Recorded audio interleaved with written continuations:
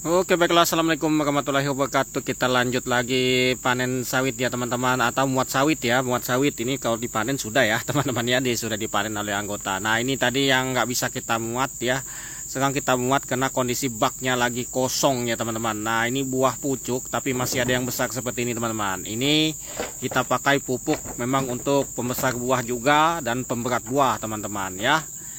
Nah, di sini saya bongkar sedikit rahasia ya, untuk kalau mau teman-teman tuh buahnya berat, teman-teman walaupun kecil tapi tetap berat, teman-teman pakai kapur yang jenis petrokas teman-teman. Tetapi efek sampingnya yaitu tadi teman-teman ya, pelepah jadi keras ya teman-teman ya, pelepah jadi keras tapi buah berat ya teman-teman. Sama seperti pakai pupuk SP36 ya, fungsinya sama ya, kurang lebih. Tapi kalau SP36 harganya ya kurang lebih ya teman-teman, tapi agak mahal ya SP36 yang pernah kita beli. Tapi SP36 sekarang sudah nggak ada lagi teman-teman, nggak ada, jarang sekali kita ketemu ya teman-teman. Sedangkan ZA saja di toko-toko pertanian itu langka teman-teman, jarang ya.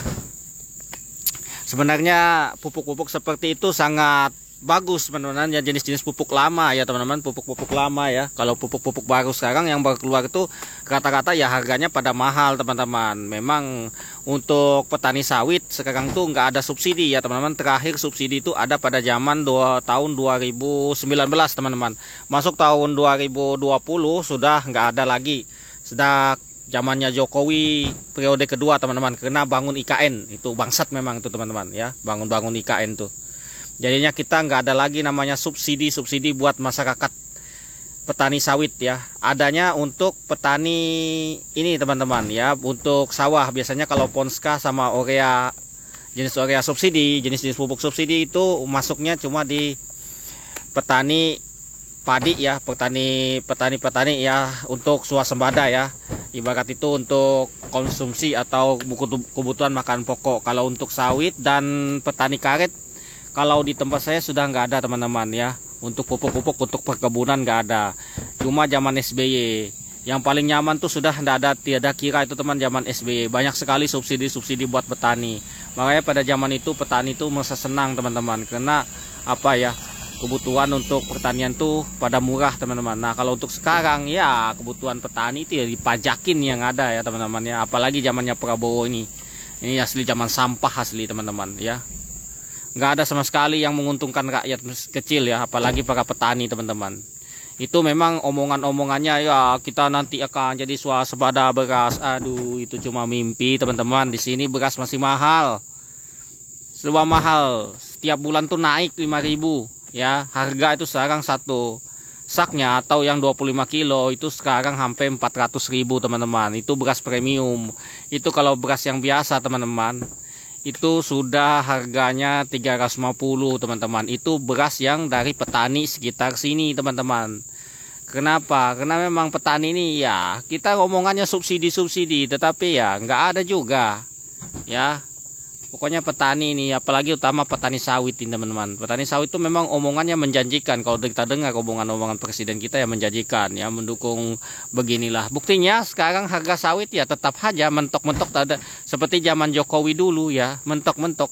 Ya paling mahal ya 35.000, itu pun daerah Riau teman-teman. Kalau untuk daerah Kalimantan mentoknya 3.200. Kalau daerah Kalimantan itu ya.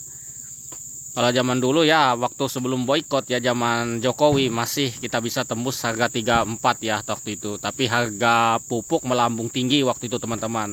Harga MPK Mutiara aja sampai 1 juta satu karungnya atau satu saknya teman-teman. Untuk Kebomas saja sampai 800.000. Nah, itu sekarang untuk pupuk segala macam itu ya mahal. Kalau kemungkinan kalau petani sawit ini atau petani, semua petani lah hitungannya, kalau mau mesejahterakan masyarakat tuh semua petani sebenarnya di itu ya, belajarlah seperti petani Thailand dan Vietnam ya teman-teman. Petani Thailand dan Vietnam itu semuanya dia kan didukung oleh pemerintah. Semuanya mereka subsidi, semuanya mereka bantu. Makanya di sana tidak mengalami kekurangan pangan teman-teman. Tidak ada merasakan harga beras mahal apa macam mahal ya. Harga-harga komoditi sawit semuanya cukup lumayan. Mungkin teman-teman bisa baca beritanya atau nonton beritanya bisa dicari yang mudah ya, nyarinya di Google. Kalau tidak bisa nyarinya di TV. Biasanya di TV banyak ya teman-teman, kalau teman-teman beli yang tentang berita-berita di luar negeri ya teman-teman ya. Atau teman-teman bisa chat, kan sekarang sistemnya kita bisa ngobrol dengan orang yang beda bahasa teman-teman, karena ada translate Google ya, seperti itu. Nah, kita jujur saya di sini kita sering juga menonton petani sawit Thailand dan petani sawit yang ada di Malaysia, bagaimana sistem mereka bisa mendapatkan buah itu bagus, buah itu banyak, sistem pemupukannya seperti apa, kita juga belajar teman-teman di sini. Tapi memang dasarnya bedanya tanahnya sedikit berbeda dengan di daerah kami ya, khususnya daerah Kalimantan. Kalau untuk daerah Kalimantan ini teman-teman, kalau untuk tanah itu ya cenderung tanah itu asam teman-teman. Harus banyak menggunakan dolomit atau jenis pupuk-pupuk kapur atau jenis-jenis yang kalium ya teman-teman. Nah, seperti itu. Makanya daripada itu memang beda. Kalau kita banyak menggunakan kapur minimal 1 kali 1 tahun ya untuk kapur ini, untuk pemupukan sawit ya, agar tanah pH-nya tidak terlalu tinggi. Biasanya kalau sawit itu pH-nya terlalu tinggi, dia kekurangan magnesium lah, banyak kekurangannya boron, nanti dia akan bentuknya menguning dan buahnya nggak mau besar dan nggak mau berat teman-teman ya. Nah, seperti itu. Kalau semuanya sebenarnya pupuk itu nggak perlu banyak sebenarnya kalau teman-teman itu mau rutin, tapi kalau ladangnya luas atau lahannya nanggung. Nah, kalau luas sekalian teman-teman bagus sampai 30-40 hektar itu malah lebih bagus. Yang nanggung ini kayak kebun saya teman-teman, jujur. Yang ya 10-an hektar ini yang paling bingung kita.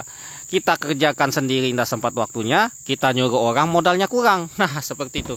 Pokoknya lahan yang seperti punya saya ini ya harus pandai-pandai lah ya teman-teman ya. Nah, untuk tahun ini mungkin kita akan setelah tahun berikutnya 5 tahun ke depan lah. Nah, lahan kita yang baru sudah bisa panen dan yang tua nanti akan kita replanting. Nanti kita usahakan kita nambah lahan biar kita bisa dapat 30 hektar atau 25 hektar teman-teman ya. Nah, seperti itu kalau ada yang menjual. Tapi ada sih yang menjual, tapi kebun sekarang ada yang menjual kebun sawit itu tidak, dia sudah menjual satu hamparan teman-teman. Dia paling menjual tuh 5 hektar 6 hektar saja, itu yang satu hamparan. Yang banyak itu 2 hektar teman-teman. Padahal yang lebih bagus sawit itu satu hamparan 5 hektar atau 6 hektar atau 10 hektar teman-teman ya. Satu tempat 10 hektar itu bagus untuk perawatannya. Jadinya kita atau ngedrop pupuk itu mudah teman-teman. Pesan saja 1 truk drop pupuk, bikin gudangnya, nanti pupukan, nanti kita sediakan karyawan 2 orang di situ. Nah, itu lebih bagus dan lebih mudah daripada pecah-pecah. Nah, juga untuk strategis teman-teman, jika membeli lahan atau beli kebun, usahakan teman-teman lihat ya di situ itu kondisi penduduknya seperti apa. Maksud saya seperti ini. Kenapa? Kita pengalaman sudah beli lahan atau kebun di tempat yang lain teman-teman. Nah, alhamdulillah kalau tempat saya ini aman teman-teman ya, dari Ninja Sawit. Karena kita pernah beli lahan, bukan kita sih teman-teman, paman saya pernah beli lahan atau kebun di tempat yang rawan pencuri buah ya teman-teman. Nah, itu hasilnya sangat tidak menutupi sekali teman-teman. Padahal dia rajin memupuk. Setiap panen tuh buahnya nggak ada teman-teman. Selalu panen dipanen orang duluan. Nah, itu yang paling menyakitkan dan mengecewakan teman-teman. Makanya teman-teman jika mau beli lahan atau itu lihat kondisi dan situasinya teman-teman, daripada teman-teman rugi investasi. Karena orang biasanya menjual kebun itu biasanya kadang-kadang bukan karena alasan kebutuhan teman-teman, karena ada alasan lain ya, seperti itu. Ini sekedar berbagi pengalaman aja buat teman-teman semua, agar teman-teman semua tidak terjebak. Nah, untuk soal perawatan tadi ya harus kita pupuk rutin teman-teman. Kalau sekarang nggak bisa pupuk rutin, buahnya segini aja teman-teman. Ini jalan, ini sisa buah kita tadi teman-teman. Nah, ini kita amblas, jadinya kita bawanya sedikit, jadinya ini nanti dihasil sampai 3 kali teman-teman ya. Nih kondisi jalan, sebenarnya ini jalan ini bagus, tapi kita pasang batu kemarin ini ya teman-teman. Nah, ini batu hijau, jadi batu hijau tuh banyak campur tanah, jadinya terlalu tebal saya ampar, jadinya mobil nggak bisa lewat malah. Nah, ini harga segini teman-teman, mentoknya segini. Alhamdulillah ya. Oke, lanjut ya.